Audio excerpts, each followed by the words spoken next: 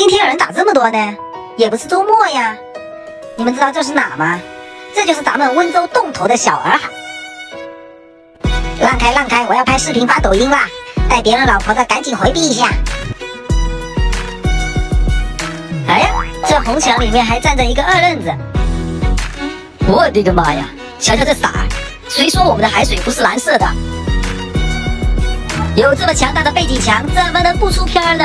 哎，拍照的屁股再翘一点，你这样拍不好的。啊，深蓝色让大海更加充满神秘感。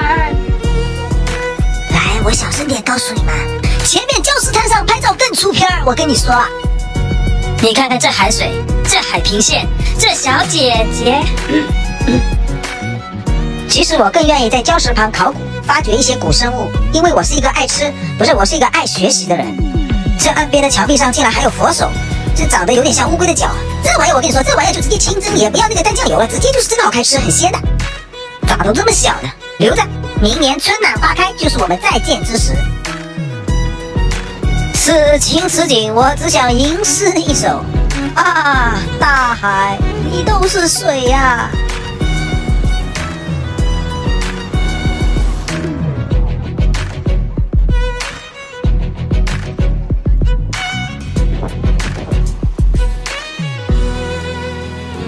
这海边，我就这么静静地坐着，都能待一下午，还要啥自行车？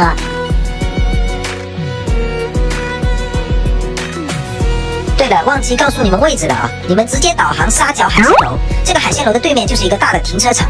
你们把车停好之后呢，继续往里面走，就能找到小洱海了。这个海鲜楼的老板啊，注意点啊，下次去你那里吃，给我打1折啊！这里呢有个天后宫啊，这个天后是谁呢？她不是王菲，她也不是蔡依林啊，她是妈祖。什么？你连妈祖都不知道？我勒个妈呀！赶紧去网上查一下啊！妈祖是我国的一个海神。